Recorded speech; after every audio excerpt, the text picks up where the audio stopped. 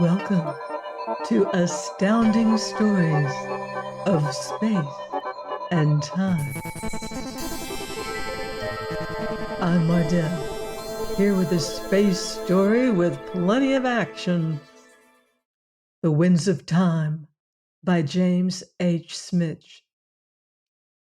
Jeffy Rammer came along the narrow passages between the Silver Queen's control compartment and the staterooms, trying to exchange the haggard look on his face for one of competent self-assurance. There was nothing to gain by letting his two passengers suspect that during the past few minutes their pilot, the owner of Rammer Space Lines, had been a bare step away from plain and fancy gibbering. He opened the door to Mr. Malbow's stateroom and went inside. Mr. Malbow, face very pale, eyes closed, lay on his back on the couch, still unconscious.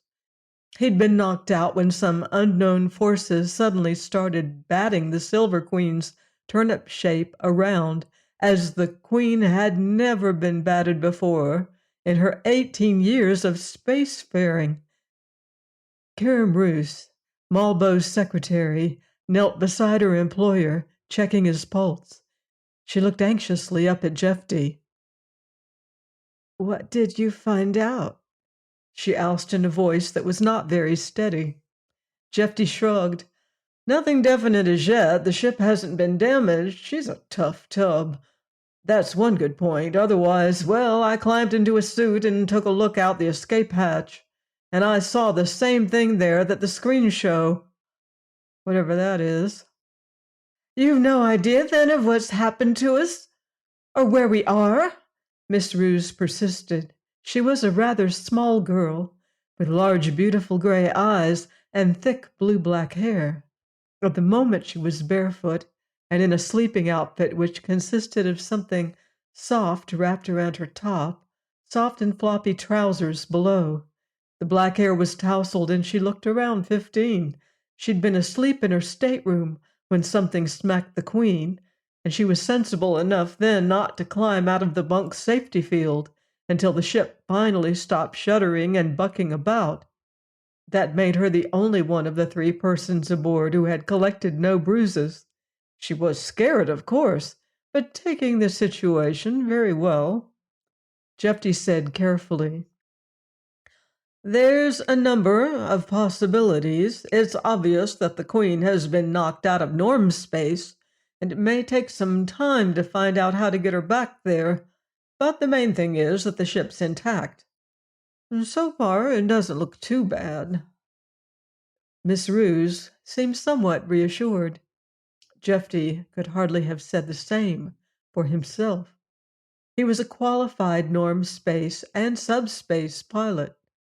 He had put in a hitch with the Federation Navy, and for the past 8 years he'd been ferrying his own two ships about the hub, and not infrequently beyond the Federation space territories. But he had never heard of a situation like this. What he saw in the view screens when the ship steadied enough to let him pick himself off the instrument room floor, and again a few minutes later, and with much more immediacy, from the escape hatch, made no sense. Seemed simply to have no meaning. The pressure meter said there was a vacuum outside the Queen's skin. That vacuum was dark, even pitch black. But here and there came momentary suggestions of vague light and color.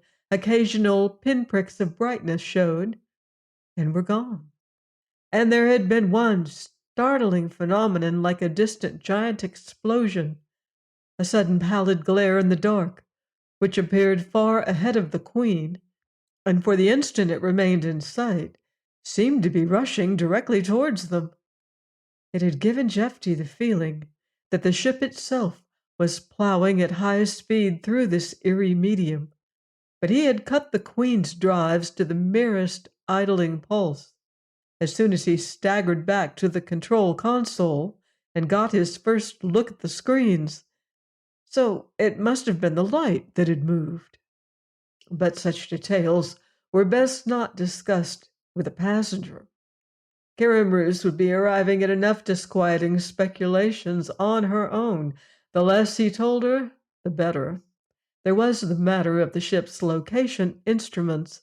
The only set Jeffy had been able to obtain any reading on were the direction indicators, and what they appeared to indicate was that the Silver Queen was turning on a new heading, something like 20 times a second. Jeffy asked, "Has Mr. Marlborough shown any signs of waking up?" Karen shook her head. "His breathing and pulse seem all right, and that bump on his head doesn't look really bad, but he hasn't moved at all. Can you think of anything else we might do for him, Jeffy?"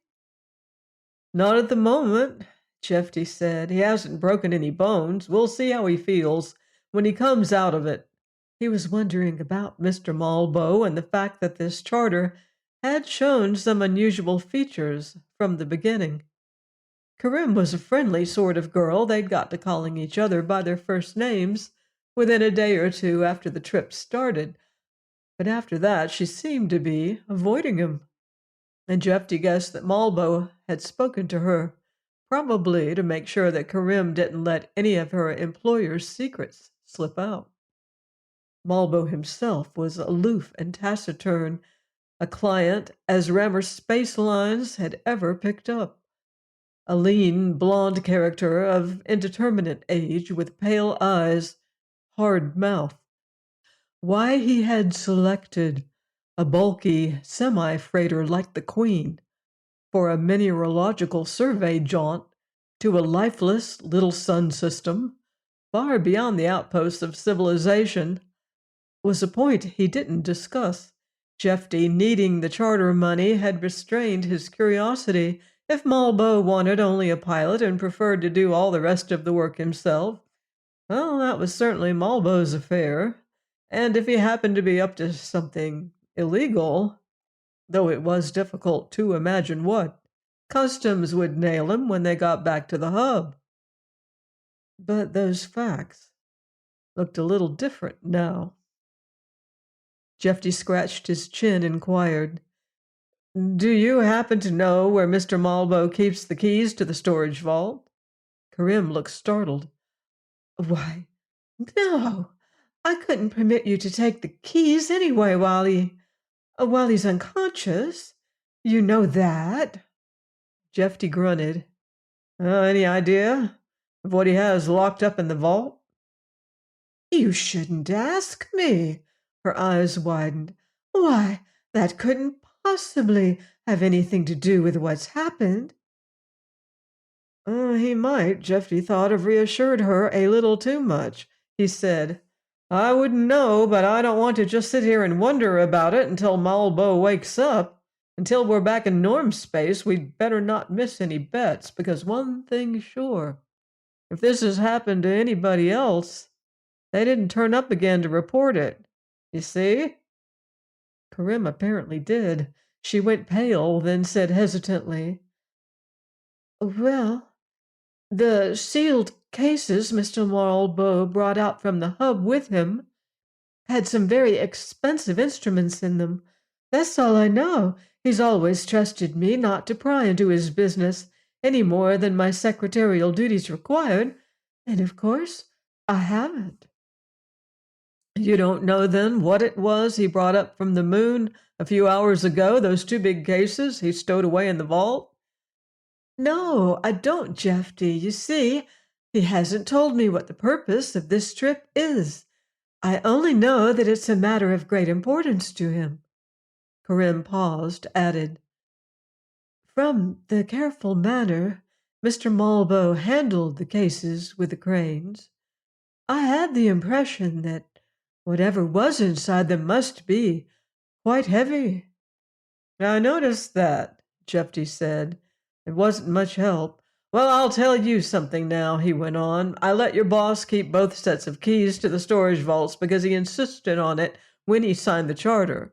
What I didn't tell him was that I could make up a set of duplicates any time in around half an hour."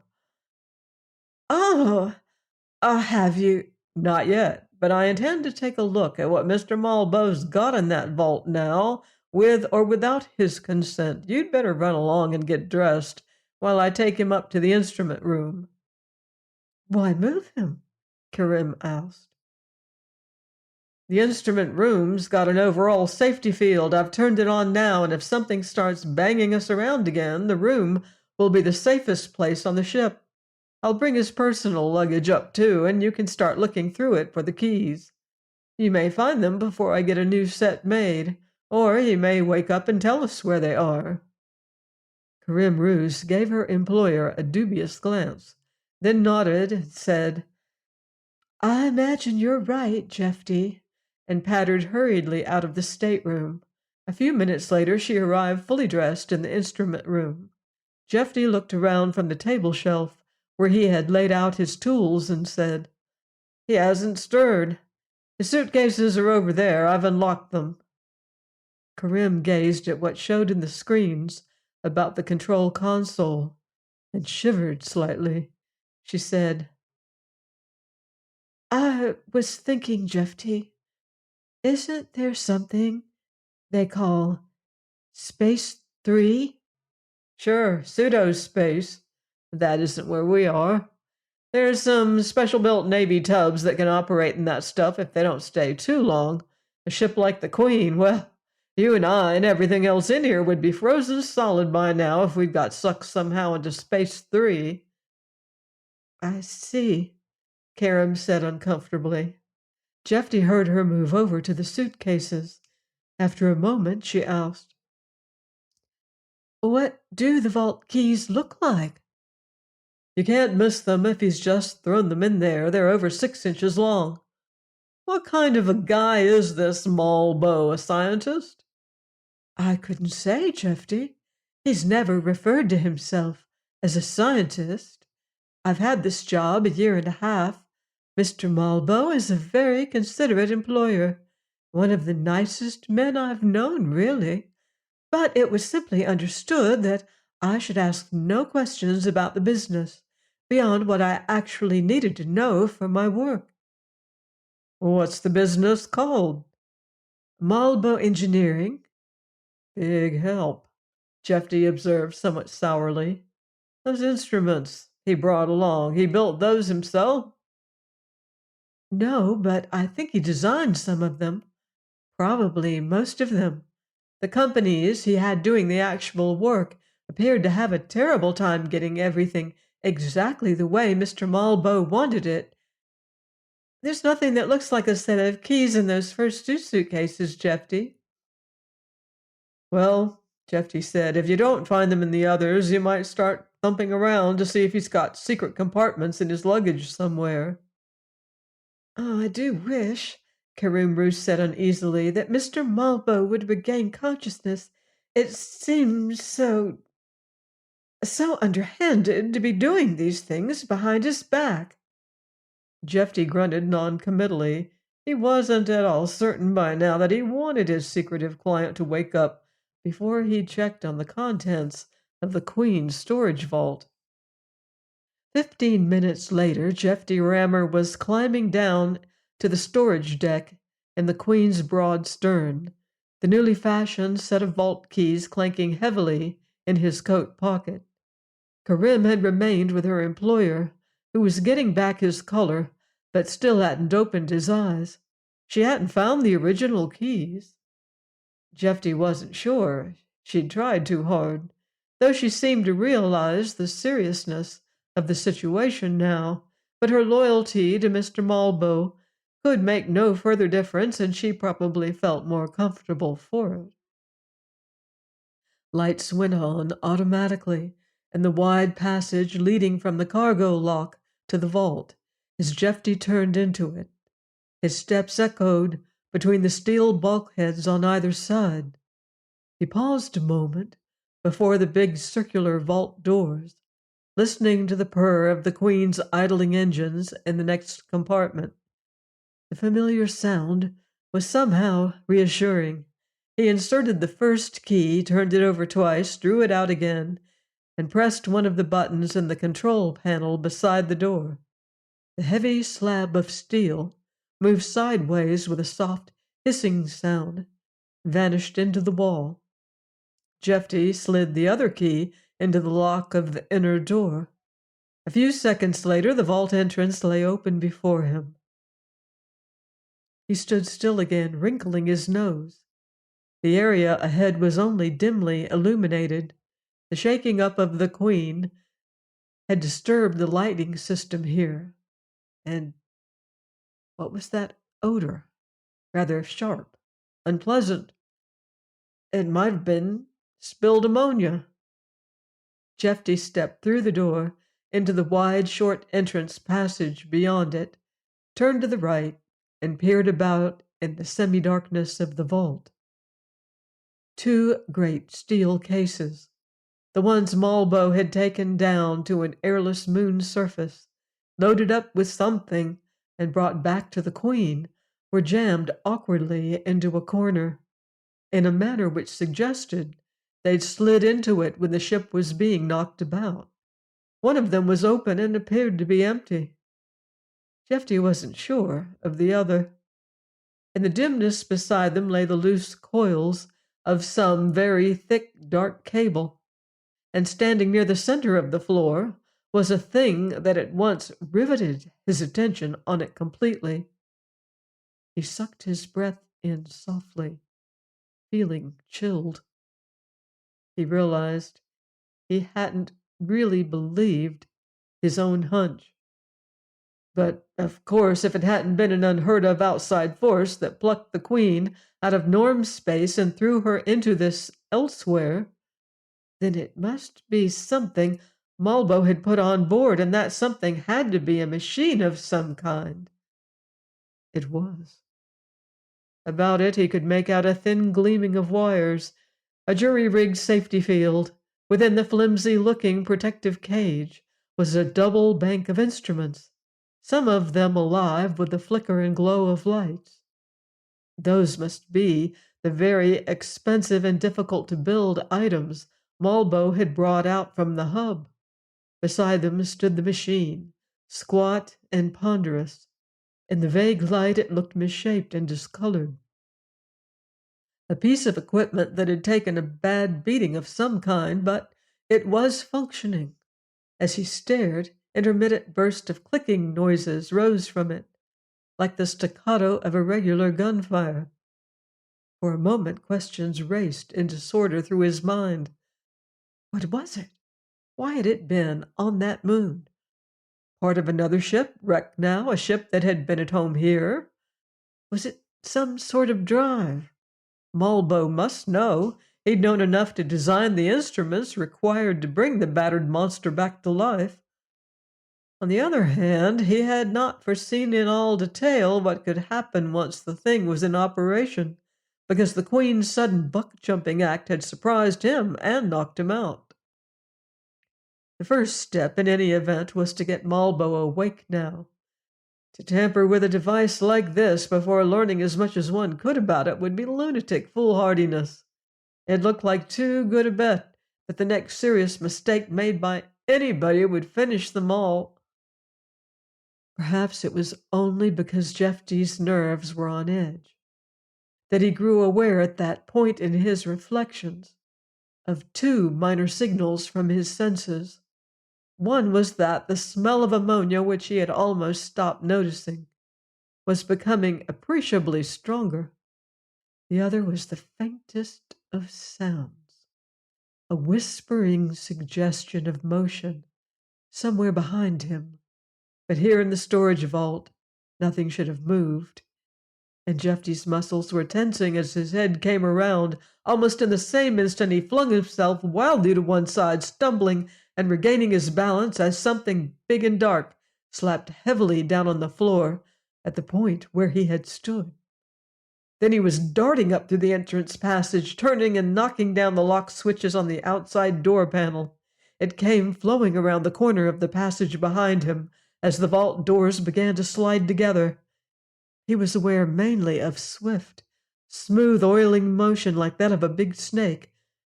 Then for a fraction of a second, a strip of brighter light from the outside passage showed a long, heavy wedge of a head a green metal glint of staring eyes. The doors closed silently into their frames and locked. The thing was inside.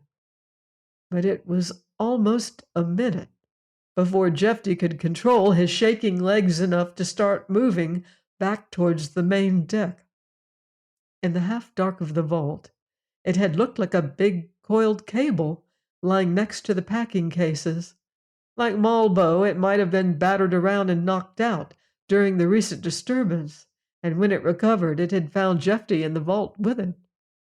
But it might also have been awake all the while, waiting cunningly until Jeffy's attention seemed fixed elsewhere before launching its attack. It was big enough to have flattened him and smashed every bone in his body if the stroke had landed. Some kind of guard animal? A snake-like watchdog? What other connection could it have with the mystery machine? Perhaps Malbo had intended to leave it confined in one of those cases, and it had broken loose. Too many questions by now, Jeffy thought, but Malbo had the answers. He was hurrying up to the main deck's central passage when Malbo's voice addressed him sharply from a door he'd just passed. "Stop right there, Rammer. Don't dare to move. The voice ended on a note of surprise. Jeffy's reaction had not been too rational, but it was prompt. Malbo's tone and phrasing implied he was armed. Jeffy wasn't, but he kept a gun in the instrument room for emergencies. He'd been through a whole series of unnerving experiences, winding up with being shagged out of his storage vault by something that stank of ammonia and looked like a giant snake. To have one of the Queen's passengers order him to stand where he was topped it off. Every other consideration was swept aside by a great urge to get his hands on his gun.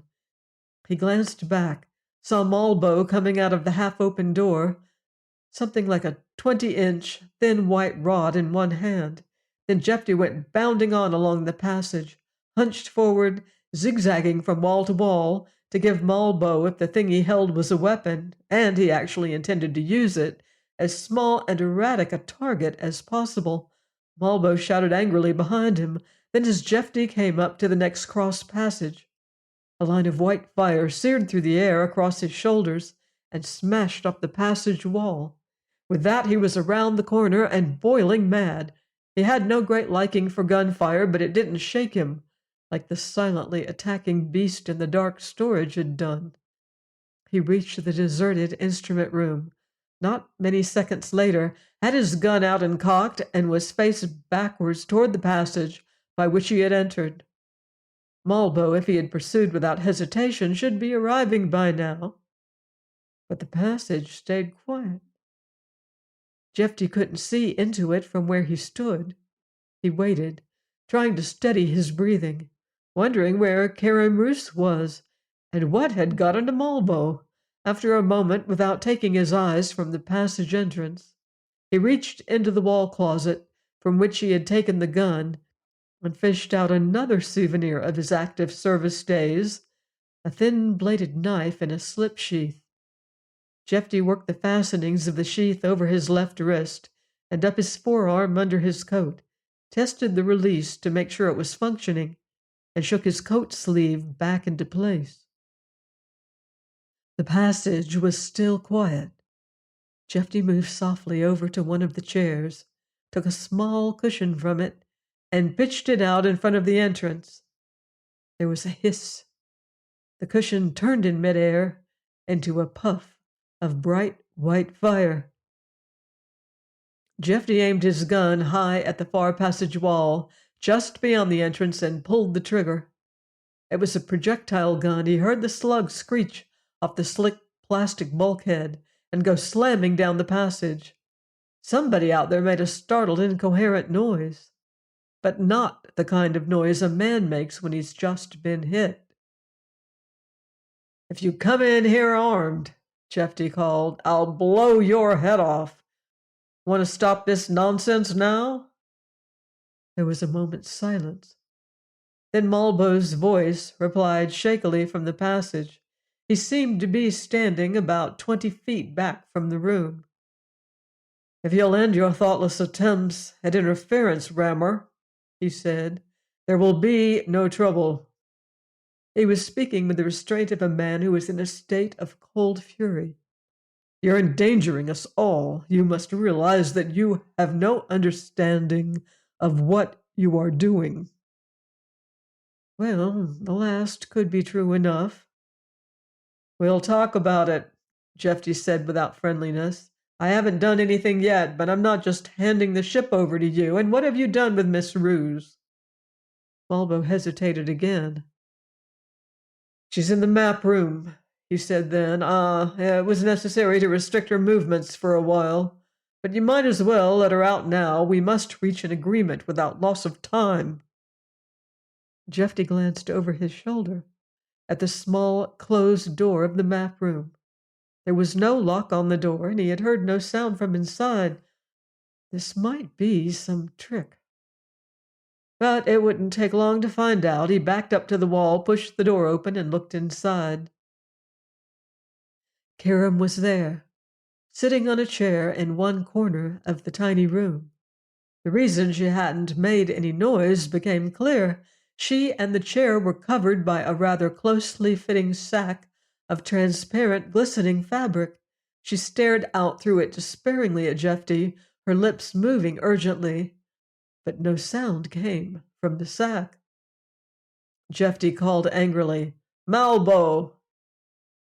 "Don't excite yourself, Rammer."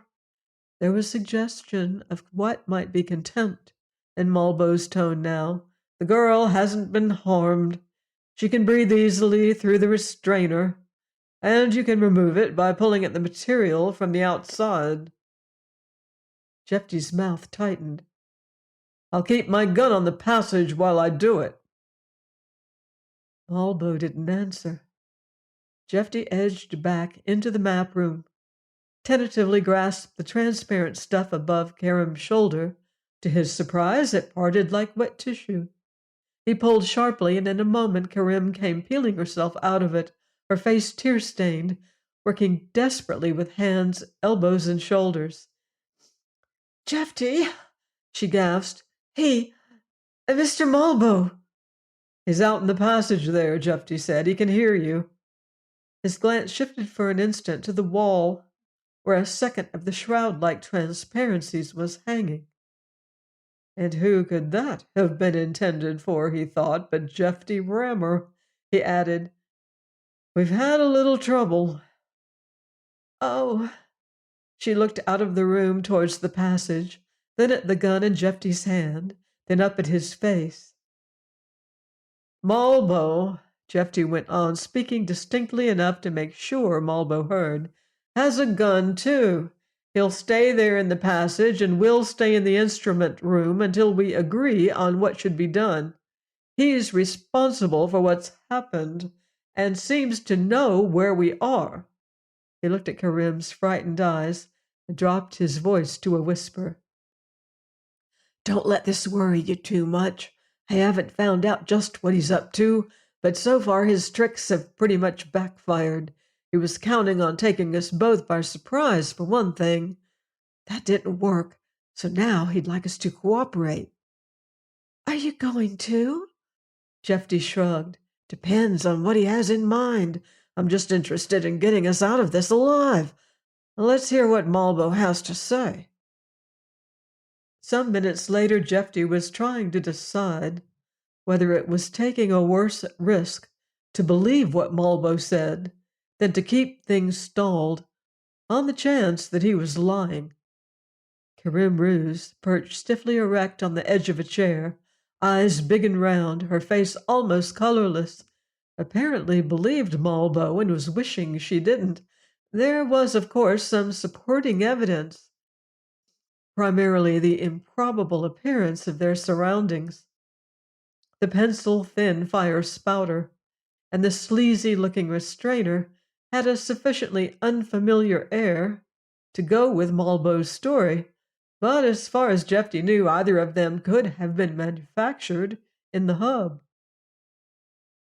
Then there was the Janandra, the big snakish thing in the storage, which Malbo had brought back up from the moon along with the battered machine. It had been, he said, his shipboard companion on another voyage. It wasn't ordinarily aggressive. Jeffty's sudden appearance in the vault must have startled it into making an attack. It was not exactly a pet. There was a psychological relationship between it and Malbo, which Malbo would not attempt to explain because Jefty and Karim would be unable to grasp its significance. The Janandra was essential, in this unexplained manner, to his well-being. That item was almost curious enough to seem to substantiate his other statements. But it didn't really prove anything. The only point Jefty didn't question in the least was that they were in a bad spot, which might be getting worse rapidly. His gaze shifted back to the screens. What he saw out there, surrounding the ship, was, according to Malbo, an illusion of space created by the time flow in which they were moving. Also, according to Malbo, there was a race of the future, human in appearance, with machines to sail the current of time through the universe, to run and tack with the winds of time, dipping in and out of the norm space of distant periods and galaxies as they chose. Malbo, one of the explorers, had met disaster 1,000,000 light years from the home of his kind, centuries behind them, his vehicle wrecked on an airless moon with damaged control unit and shattered instruments. He had made his way to a human civilization to obtain the equipment he needed and returned at last with a Silver Queen to where the Time Sailor lay buried. Jefty's lip curled.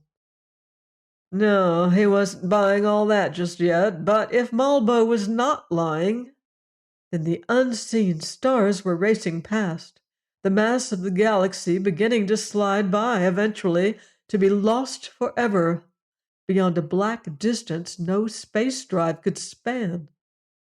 The matter simply had to be settled quickly, but Malbo was also strained and impatient, and if his impatience could be increased a little more, he might start telling the things that really mattered, the things Jefty had to know.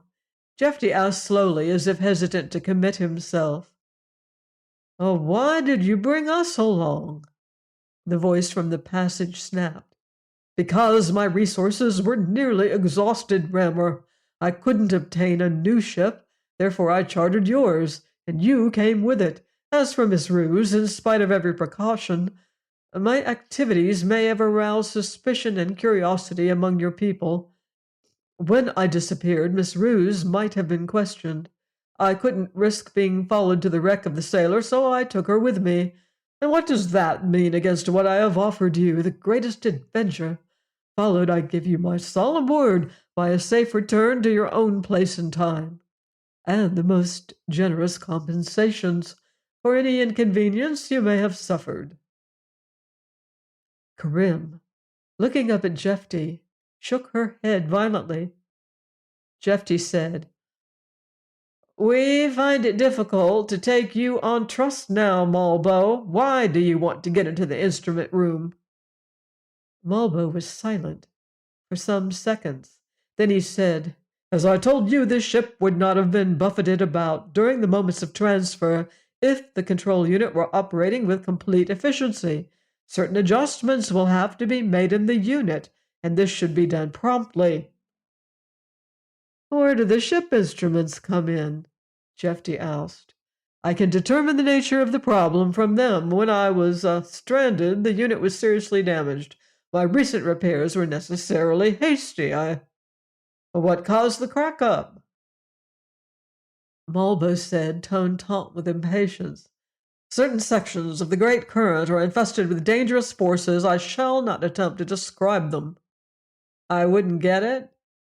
"I don't pretend to understand them very well myself, Rammer. They are not life, but show characteristics of life, even of intelligent life, if you can imagine radiant energy being capable of conscious hostility."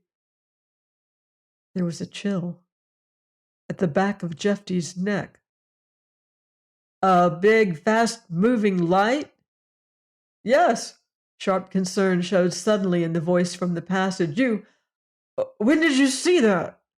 Jeffy glanced at the screens. Twice since you've been talking, and once before, immediately after we got tumbled around.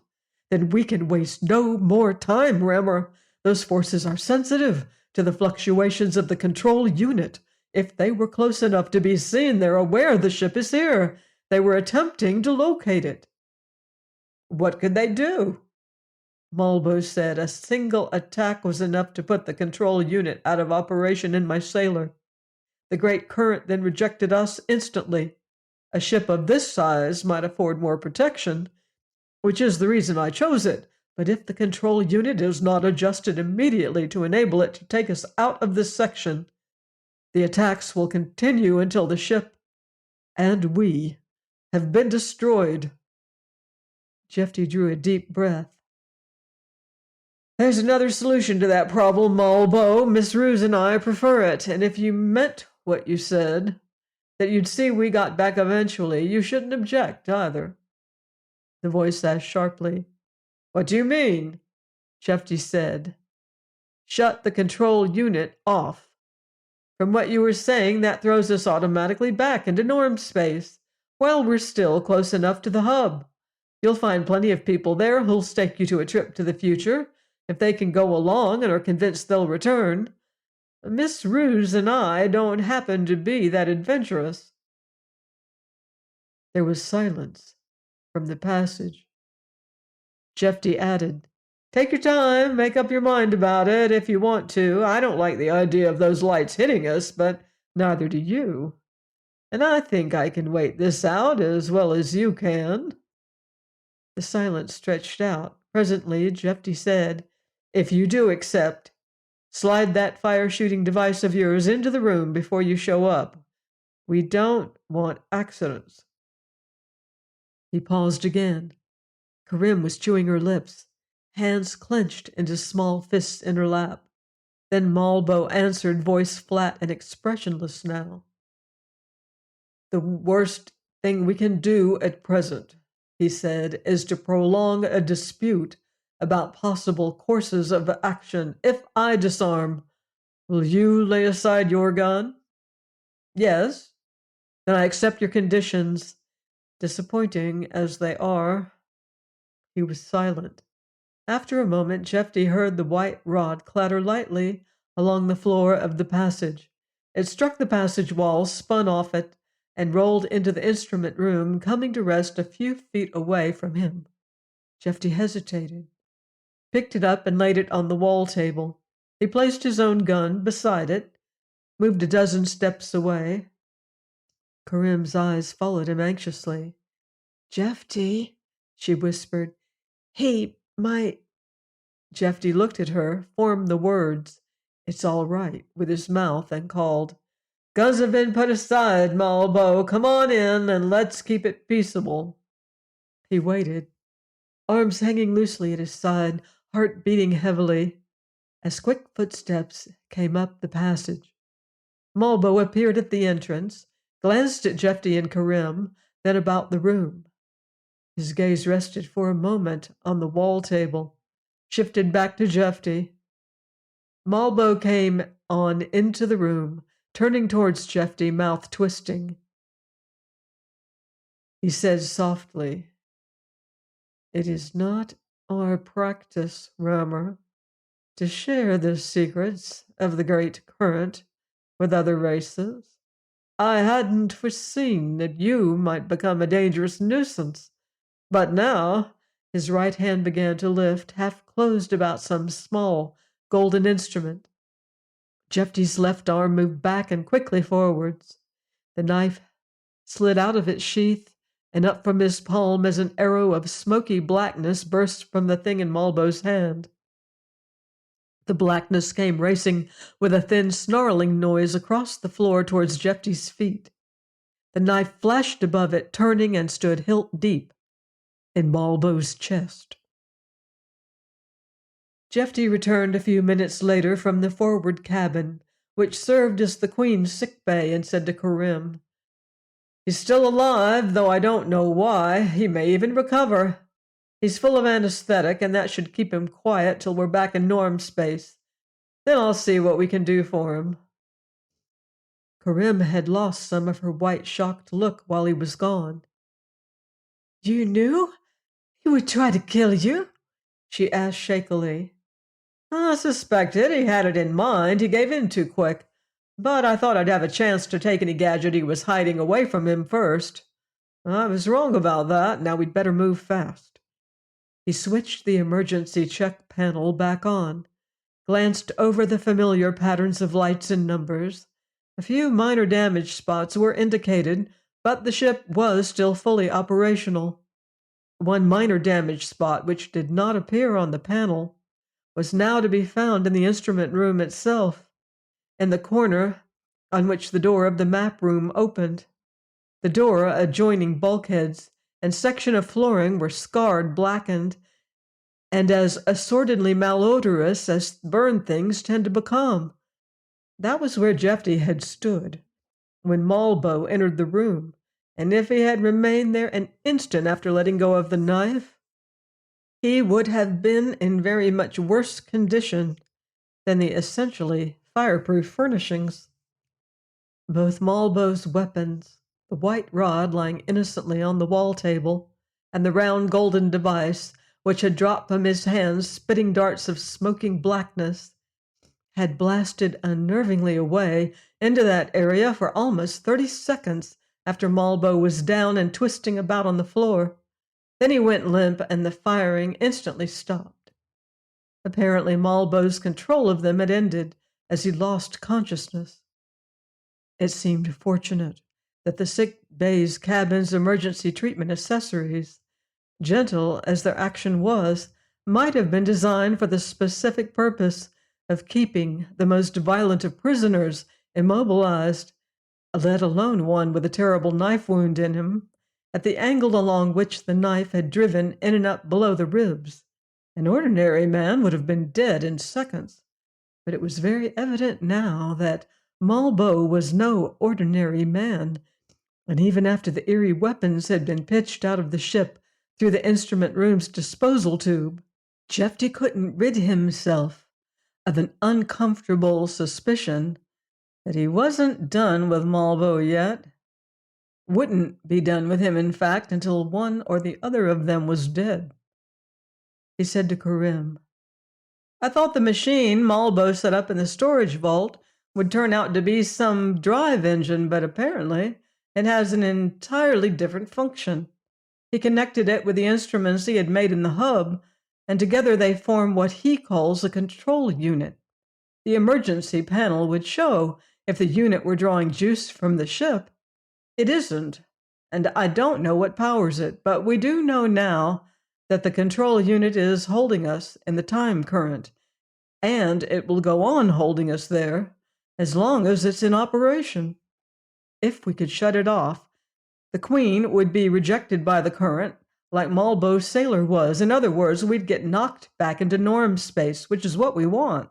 And we want it to happen as soon as possible, because if Malbo was telling the truth on that point, every minute that passes here is taking us farther away from the hub, and farther from our own time towards his. Karim nodded, eyes intent on his face. "Now, I can't just go down there and start slapping switches around on the thing," Jeffy went on. "He said it wasn't working right, and even if it were, I couldn't tell what would happen. But it doesn't seem to connect up with any ship systems. It just seems to be holding us in a field of its own, so I should be able to move the whole unit into the cargo lock and eject it from there.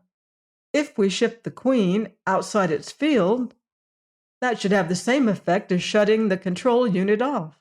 It should throw us back into norm space." Karim nodded again. "What about Mr. Malbo's Janandra animal?" Jeffy shrugged. "Depends on the mood I find it in. He said that it wasn't usually aggressive. Maybe it isn't. I'll get into a spacesuit for protection and break out some of the mining equipment to move it along with. If I can maneuver it into an empty compartment where it will be out of the. He broke off, expression changing, eyes fastened on the emergency panel.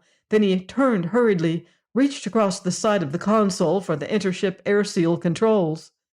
Karim asked apprehensively, "What's the matter, Jeffy?" "Wish I knew exactly." Jeffy indicated the emergency panel. Little red lights there, on the storage deck section.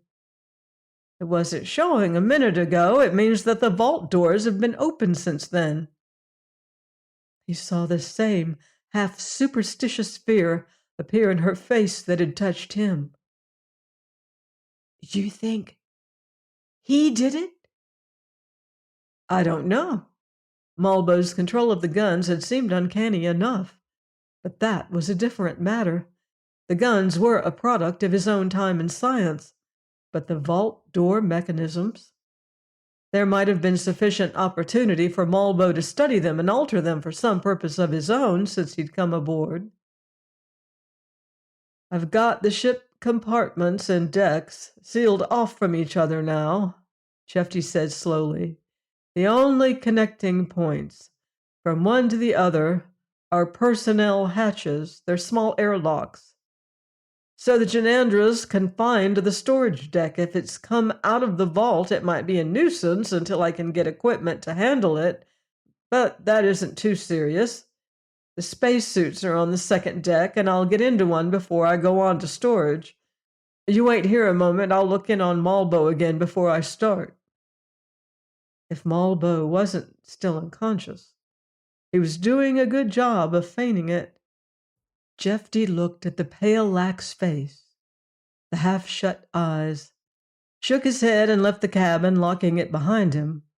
It mightn't be Malbo's doing, but having the big snake loose in the storage could, in fact, make things extremely awkward now. He didn't think his gun would make much impression on anything of that size, and while several of the ship's mining tools could be employed as very effective close-range weapons, they happened, unfortunately, to be stored away on the same deck. He found Karim standing in the center of the instrument room waiting for him. "Jeffy," she said, "do you notice anything? An odd sort of smell?"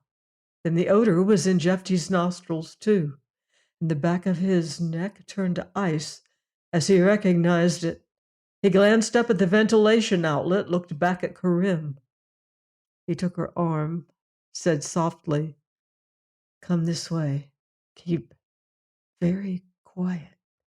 I don't know how it happened, but the Janandra is on the main deck now. That's what it smells like. The smell's coming through the ventilation system, so the thing's moving around in the port section. We'll go the other way." Karim whispered, "What will we do?" "Get ourselves into spacesuits first, and then get Malbo's control unit out of the ship. The Janandra may be looking around for him. If it is, it won't bother us."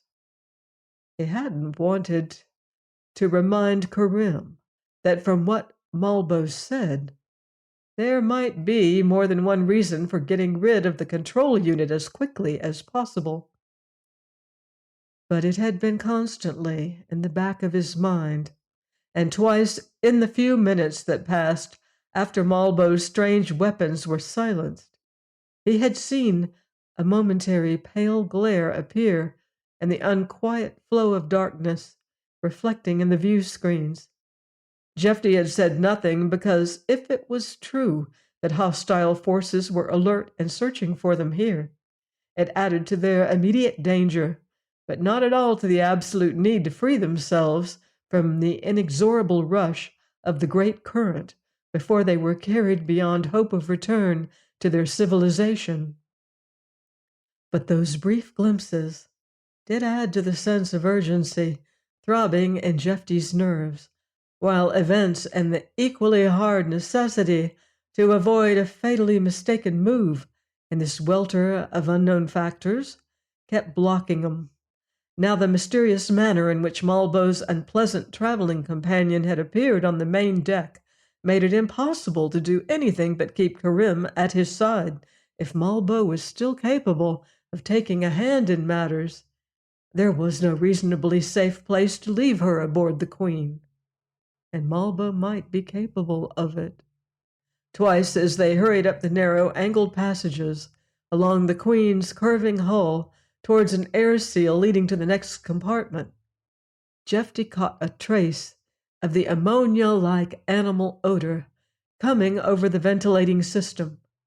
They reached the lock without incident, but then, as they came along the second deck hall to the ship's magazine, there was a sharp click in the stillness behind them. Its meaning was disconcertingly apparent. Jeffy hesitated, turned Karim into a side passage, guided her along it. She looked up at his face. "It's following us?" "Seems to be." No time for the spacesuits in the magazine now. Something had just emerged from the airlock through which they had entered the second deck not many moments before. He helped the girl quickly down a section of ladder-like stairs to the air seal connecting the second deck with the storage, punched a wall button there. As the lock door opened, there was another noise from the passage they had just left, as if something had thudded briefly and heavily against one of the bulkheads. Karim uttered a little gasp. Then they were in the lock, and Jeffy slapped down 2 other buttons, stood watching the door behind them snap shut, and a few seconds later, the one on the far side open on the dark storage deck. They scrambled down another 12 feet of ladder to the floor of a side passage, hearing the lock snap shut behind them. As it closed, they were in complete darkness. Jeffy seized Karim's arm, ran with her up the passage to the left, guiding himself with his fingertips on the left bulkhead. When they came to a corner, he turned her to the left again. A few seconds later, he pulled open a small door, bundled the girl through, came in himself, and shut the door to a narrow slit behind them. Karim whispered shakily, "What will we do now, Jeffy?" "Stay here for the moment. It'll look for us in the vault first." And it should go to the storage vault first, where it had been guarding Malbo's machine, to hunt for them there. But it might not. Jeffy eased the gun from his pocket on the far side of Karim. Across the dark compartment was another door. They could retreat a little farther here if it became necessary, but not very much farther. They waited in silence that was complete, except for their unsteady breathing and the distant, deep pulse of the Queen's throttled-down drives. He felt Karim trembling against him. How did Malbo's creature move through the air seal locks? The operating mechanism were simple. A dog might have been taught to use them, but a dog had paws. There came the soft hiss of the opening lock, the faintest shimmer of light to the right of the passage mouth he was watching through the door. A heavy thump on the floor below the locks followed, then a hard click as the door closed, and complete darkness returned. The silence resumed. Seconds dragged on. Jeffy's imagination pictured the thing waiting, its great wedge-shaped head raised as its senses probed the dark about it for a sign of the 2 human beings. Then a vague rushing noise began, growing louder as it approached the passage mouth, crossing it, receding rapidly again to the left. Jeffy let his breath out slowly, eased the door open, and stood listening again. Abruptly, there was reflected light in the locked passage, coming now from the left. He said in a whisper, "It's moving around in the main hall, Karim. We can go the other way now, but we'll have to be fast and keep quiet. I've thought of how we can get rid of that thing." The cargo lock on the storage deck had 2 inner doors. The one which opened into the side of the vault hall was built to allow passage of the largest chunks of freight the Queen was likely to be burdened with. It was almost 30 feet wide and 20 high. The second door was just large enough to let a man in a spacesuit climb in and out the side of the lock without using the freight door. It opened on a tiny control cubicle from which the lock's mechanisms were operated during loading processes. Jeffy let Karim and himself into the cubicle from one of the passages, steered the girl through the pitch blackness of the little room to the chair before the control panel, and told her to sit down. He groped for a moment at the side of the panel, found a knob, and twisted it. There was a faint click. A scattering of pale lights appeared suddenly on the panel. A dark view screen set at a tilt above them, reflecting their gleam. Jeffy explained in a low voice. Left side of that screen covers the lock. Right one covers the big hall outside. No lights in either at the moment, so you don't see anything. Only way the cargo door to the hall can be opened or closed is with these switches right here. What I want to do is get the Shenandra into the lock, slam the door on it, and lock down the control switches. Then we've got it trapped. But how are you going to get it to go in there? No real problem. I'll be 3 jumps ahead of it. Then I duck back up into this cubicle and lock both doors, and it'll be inside the lock. You have the picture now? Karim said unsteadily. I do, but it sounds awfully risky, Jeffy. Well, I don't like it either, Jeffy admitted, so I'll start right now before I lose my nerve. As soon as I move out into the vault hall, the lighting will go on. That's automatic. You watch the right side of the screen. If you see the Janandra coming before I do, yell as loud as you can. He shifted the 2 inner door switches to the right. A red spark appeared in the dark view screen, high up near the center. A second red light showed on the cubicle bulkhead beside Jeffy. Beneath it, an oblong section of the bulkhead turned silently away on heavy hinges, became a door 2 feet in thickness, which stood jutting out at a right angle into the darkness of the cargo lock. A wave of cold air moved through it into the control cubicle. On the screen, another red spark appeared beside the first one. Both doors are open now, Jeffy murmured to the girl. The Janandra isn't in the vault hall, or the lighting would have turned on. But it may have heard the door open and be on its way. So keep watching the screen. I certainly will, she whispered shakily. Jeffy took an oversized wrench from the wall, climbed quickly and quietly down the 3 ladder steps to the floor of the lock, and walked across it to the sill of the giant freight door, which now had swung out and down into the vault hall, fitting itself into a depression of the flooring. He hesitated an instant on the sill, then stepped out into the big dark hall.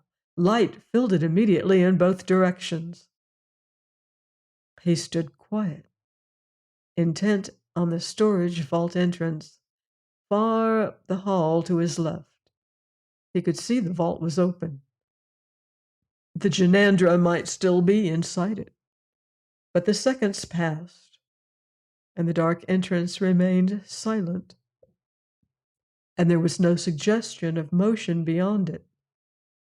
Jeffy glanced to the right, moved a dozen steps farther out into the hall, hefted the wrench, and spun it through the air towards the ventilator frame on the opposite bulkhead. The heavy tool clanged loudly against the frame, bounced off, and thudded to the floor. Jeffy started slowly over to it, heart pounding, with the vault entrance still at the edge of his vision. Karim's voice screamed, Jeffy, it's... He spun around, sprinted back to the cargo lock. The Janandra had come silently out of the nearest side passage behind him, was approaching with the remembered oiling swiftness of motion, its great head lifted a yard from the floor. Jeffy plunged through the lock, jumped for the top of the cubicle doorsteps, came stumbling into the cubicle. Karim was on her feet, staring. He swung the cubicle door switch to the left, Slapping it flat to the panel, the door snapped back into the wall behind him with a force that shook the floor. On the screen, the Genandra's thick, dark worm shape was swinging around in the dim lock to regain the open hall. It had seen the trap, but the freight door switch went flat beside the other, and the freight door rose with massive swiftness. The heavy body smashed against it, went sliding back to the floor as the door slammed shut, and the screen section, showing the cargo lock, turned dark. "Got it! Got it! Got it!" Jeffy heard himself whispering exultantly. He switched on the lock's interior lights. Then he swore softly, and beside him Karim sucked in her breath. The screen showed the Genandra in violent but apparently purposeful motion inside the lock, and it was also apparent now that it was more complexly constructed than the long worm body and heavy head had indicated. The skin, to a distance of some 8 feet back of the head, had spread out to a wide, flexible frill. From beneath the frill extended half a dozen jointed, bone-white arms, along with waving, ribbon-like appendages. Less easy to define, the thing was reared half up along the hall floor, inspecting the surface with these members, then suddenly it flung itself around and flashed over to the outer locked door. 3 arms shot out, wiry fingers caught the 3 spin locks simultaneously, began to whirl them. Jeffy said, staring, "Karim, it's going to—" The Genandra didn't. The motion checked suddenly and was reversed. The locks drew tight again. The Genandra swung back from the door, lifting half its length upwards, big head weaving about as it inspected the tool racks overhead. An arm reached suddenly, snatched something from one of the racks. Then the thing turned again, and in the next instant its head filled the view screen. Karim made a choked sound of fright, jerking back against Jeffy. The bulging metal green eyes seemed to stare directly at them, and the screen went black. Karim whispered, "What happened, Jeffy?" Jeffy swallowed, said, "It smashed the view pickup. Must have guessed we were watching and didn't like it." He added, "I was beginning to think Malbo must be some kind of Superman, but it wasn't any remote control magic of his that let the Genandra out of the vault and opened the intership locks when it came up to the main deck and followed us down again. It was doing all that for itself. It's Malbo's partner, not his pet, and it's probably got at least as good a brain as anyone else on board behind that ugly face." Karim moistened her lips. Could it get out again?" "Into the ship?" Jeffy shook his head decidedly. It could dump itself out on the other side, and it almost did before it realized where it was and what it was about to do. But the interlock doors won't open until someone opens them right on this panel. Nope, thing is safely trapped. On the other hand, Jeffy realized that he would not now be able to bring himself to eject the Genandra out of the cargo lock and into the great current. Its intentions, obviously, hadn't been friendly, but its level of intelligence was as good as his own, and perhaps somewhat better, and at present it was helpless. To dispose of it as he'd had in mind would therefore be the cold-blooded murder of an equal. But so long as that ugly and formidable shipmate of Malbo stayed in the cargo lock, the lock couldn't be used to get rid of the control unit in the vault. A new solution presented itself while Jeffy was making rapid and rather desperate mental reviews of various heavy-duty tools which might be employed as weapons to force the Genandra into submission and haul it off for confinement elsewhere in the ship. Not impossible, but a highly precarious and time-consuming operation at best. Then another thought occurred. The storage vault lay directly against the hull of the Queen. How long to cut through the hull? The ship's mining equipment was on board and the tools were self-powered. climb into a spacesuit, empty the air from the entire storage deck, leaving the Janandra imprisoned in the cargo lock, with Malbo incapacitated in sick bay, and Karim back in the control compartment and also in a suit for additional protection. Then, cut ship's power to this deck to avoid complications with the Queen's involved circuitry and work under space conditions. Half an hour, if he hurried. Shouldn't take more than another 10 minutes, he informed Karim presently over the suit's intercom. I'm very glad to hear it, Jeffy. She sounded shaky. Anything going on in the screens? He asked. She hesitated a little, said, No, not at the moment. Jeffy grunted, blinked sweat from his eyes, and took hold of the hand grips of the heavy mining cutter again, turning it nose down towards the vault floor. The guide light found the point he was working on, and the slice beam stabbed out, began nibbling delicately away to extend the curving line it had eaten through the Queen's thick skin. He had drawn a 25-foot circle around Malbo's battered control unit and the instruments attached to it, well outside the fragile-looking safety field. The circle was broken at 4 points where he would plant explosives. The explosives, going off together, would shatter the connecting links with the hull and throw the machine clear. If that didn't release them immediately from its influence, he would see what putting the Queen's drives into action would do. Jeffy? Karim's voice asked. Uh-huh. He could hear her swallow over the intercom. Those lights are back now. How many? 2, Karim said.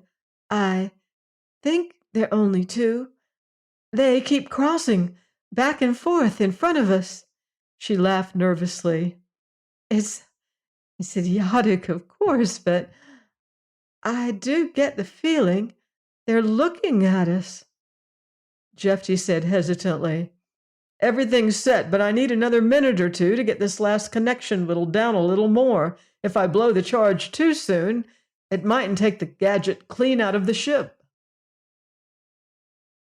Karim said, I know. I'll just watch. They just disappeared again. Her voice changed. Now there's something else. What's that?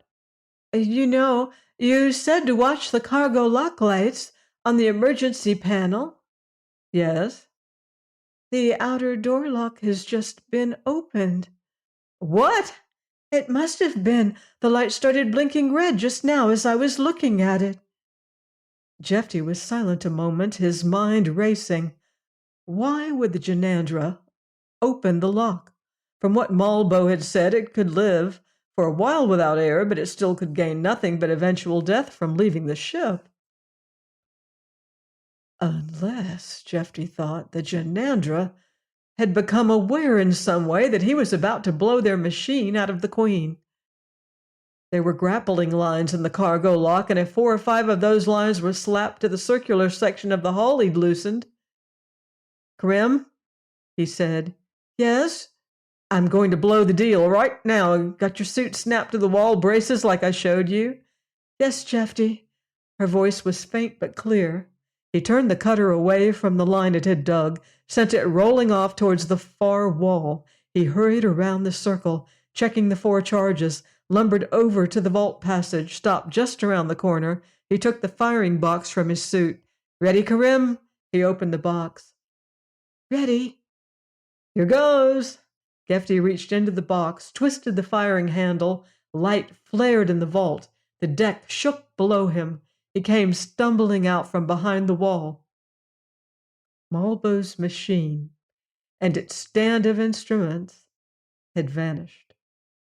Where it had stood was a dark circular hole. Nothing else seemed to have happened. Jeffy clumped hurriedly over to the mining cutter, swung it around, started more cautiously back towards the hole. He didn't have the faintest idea what would come next. But a definite possibility was that he would see the Janandra's dark form flowing up over the rim of the hole. Letting it run into the cutter beam might be the best way to discourage it from re-entering the Queen.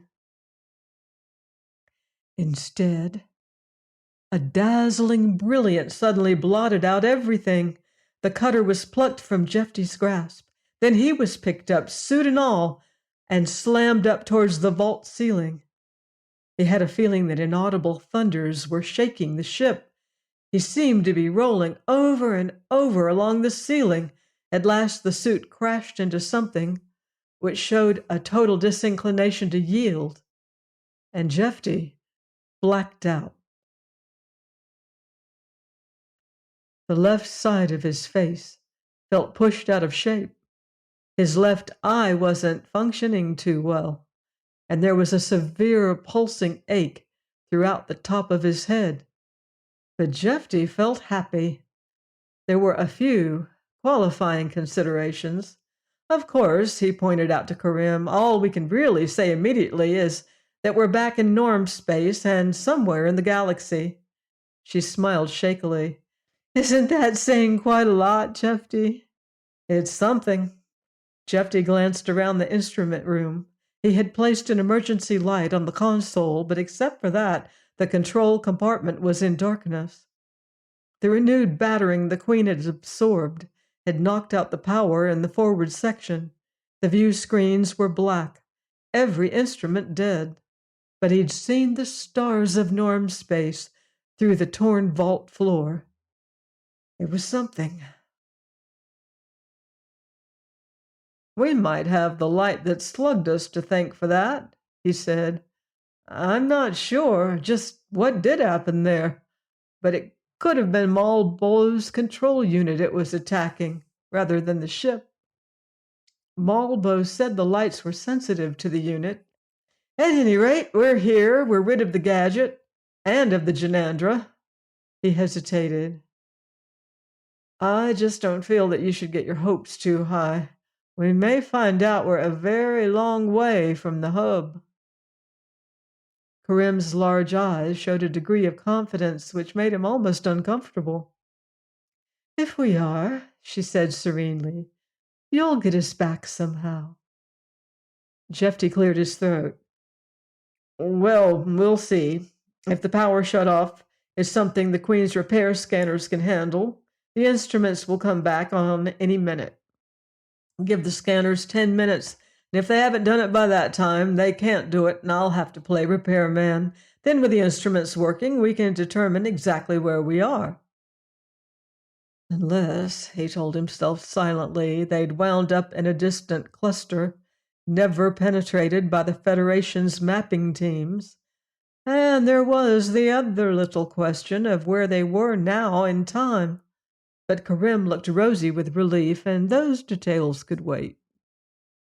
He took up another emergency light, switched it on, and said, I'll see how Malbo is doing while we're waiting for the power.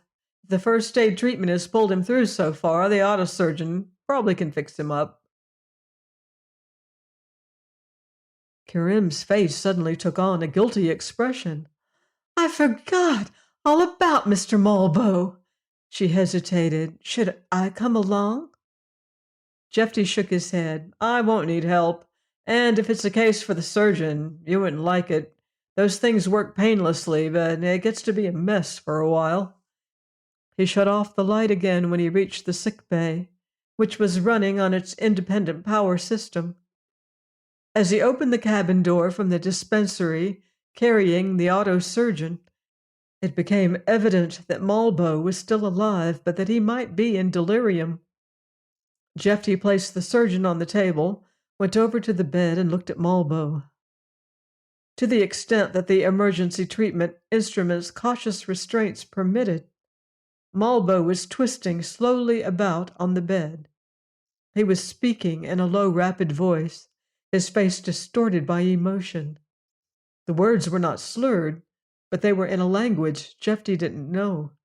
It seemed clear that Malbo had reverted mentally to his own time, and for some seconds he remained unaware that Jeffy had entered the room.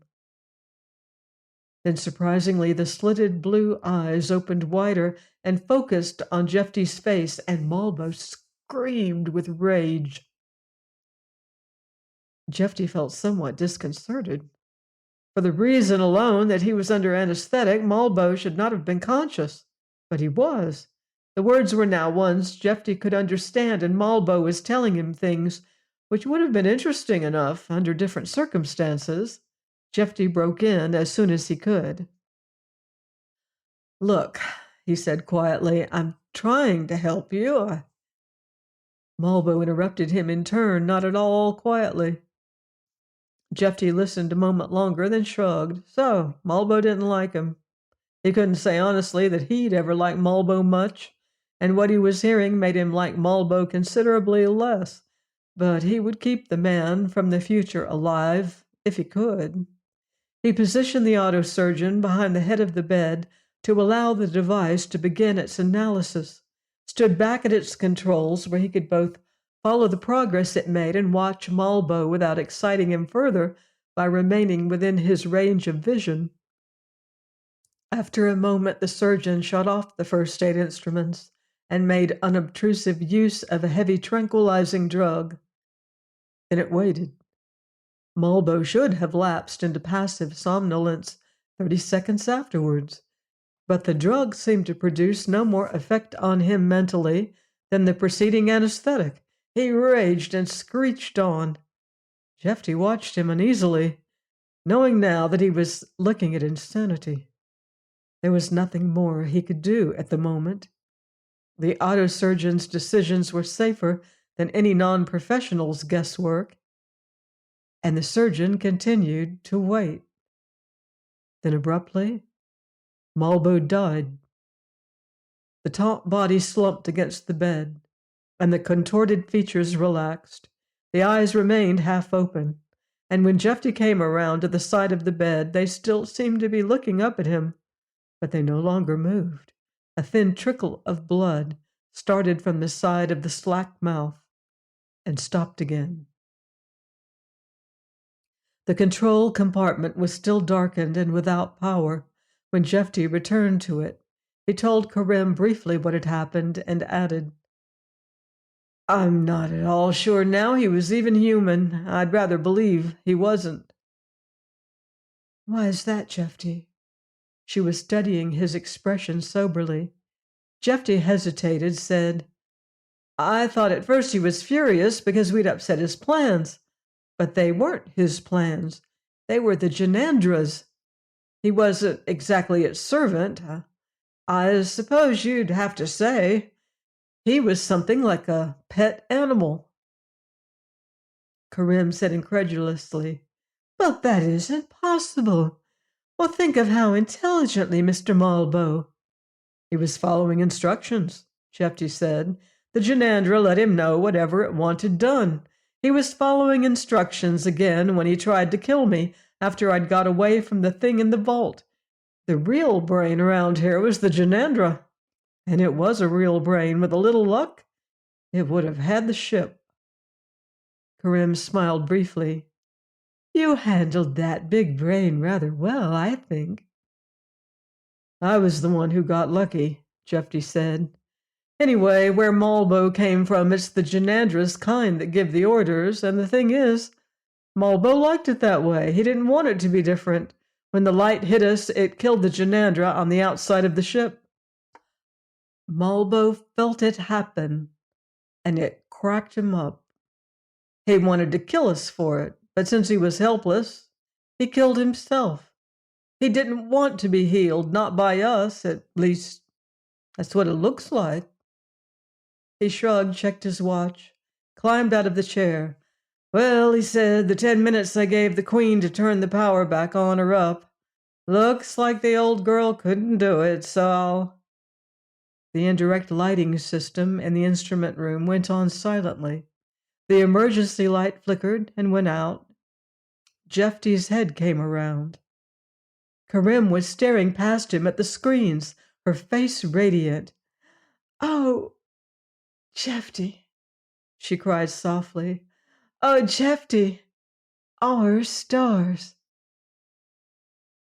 "Green dot here is us," Jeffy explained somewhat hoarsely. He cleared his throat, went on. Our true ship position, that is, he realized he was talking too much, almost babbling, in an attempt to take some of the tension out of the moment. The next few seconds might not tell them where they were, but it would show whether they had been carried beyond the regions of space charted by Federation instruments, which would mean the difference between having a chance, whether a good chance or a bad one, of getting home eventually, and the alternative of being hopelessly lost. There had been nothing recognizably familiar about the brilliantly dense star patterns in the view screens, but he gave no further thought to that. Unless the ship's exact position was known or one was on an established route, it was a waste of time looking for landmarks in a sizable cluster. He turned on the basic star chart. Within the locator plate, the green pinpoint of light reappeared, red-winged and suspended now against the three-dimensional immensities of the Milky Way.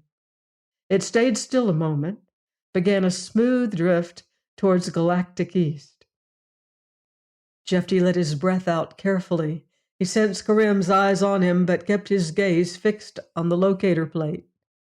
The green dot slowed, came to a stop. Jeffy's finger tapped the same button 4 times. The big chart flicked out of existence, and in the plate 3 regional star maps appeared and vanished in quick succession behind it. The 4th map stayed.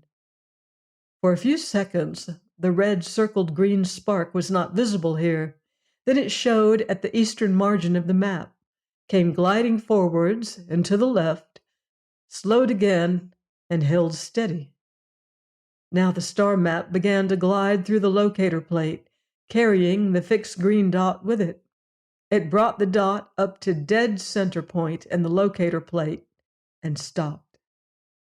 Jeffy slumped a little. He rubbed his hands slowly down his face and muttered a few words. Then he shook his head. "Jeffy," Karim whispered, "what is it? Where are we?"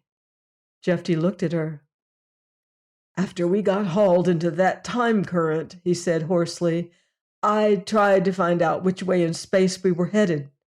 The direction indicators over there seemed to show we were trying to go everywhere at once. You remember Malbo's control unit wasn't working right, needed adjustments. Well, all those little impulses must have pretty well canceled out. Because we weren't taken really far. In the last hour and a half, we've covered roughly the distance the Queen could have gone on her own in, say, 30 days. Then we're home, Jeffy said simply. It's ridiculous. Other side of the hub from where we started. He nodded at the plate. Eastern hub quadrant, section 6-8. The G2 behind the green dot, that's the Evely system. We could be putting down at Evely Interstellar 3 hours from now if we wanted to. Karim was laughing and crying all together. Oh, Jeffy, I knew you would. Fat lot of good I had to do with it. Jeffy leaned forward suddenly, switched on the transmitter. And now, let's pick up a live newscast. There's something else His voice trailed off. The transmitter screen lit up with a blurred jumble of print, colors, a muttering of voices, music, and noises. Jeffy twisted a dial. The screen cleared and showed a newscast headline sheet. Jeffy blinked at it, glanced sideways at Karim, grimaced. "The something else," he said, his voice a little strained, "was something else I was also worried about. Looks like I was more or less right." "Why? What's wrong?" "Nothing really bad," Jeffy assured her. He added, "I think that take a look at the Federation dateline." Karim peered at the screen and frowned. "But, why, that's almost—" "That," Jeffy said, "or rather this, is the day after we started out from the hub, headed roughly galactic west. 3 weeks ago, we'd be just past Mayim." He knuckled his chin. Interesting thought, isn't it? Karim was silent for long seconds. Then they, are we? Oh, they're us all right, Jeffy said. They'd have to be, wouldn't they?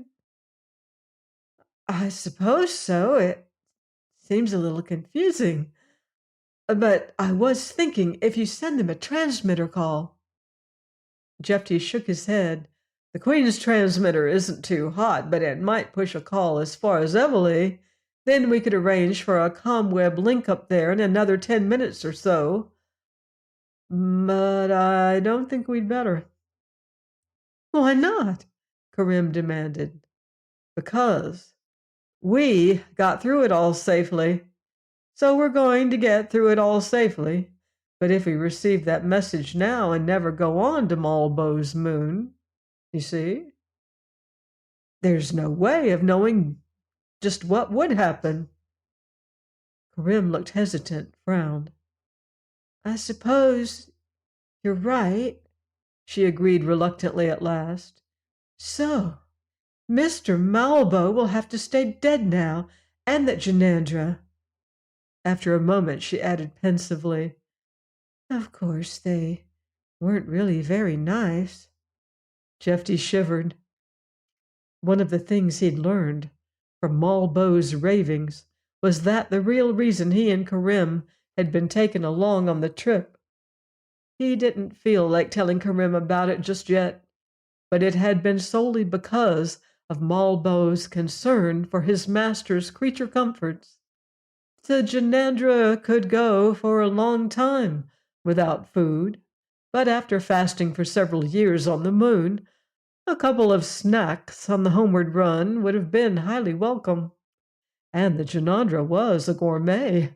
It much preferred, as Malbo well knew, to have its snacks still wriggling fresh as it started them down its gullet.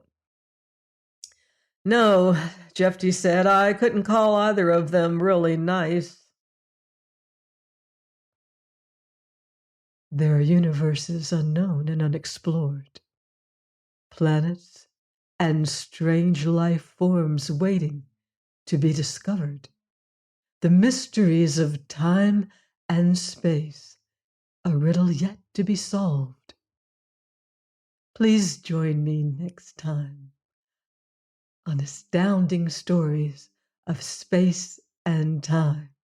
Until then, watch the sky.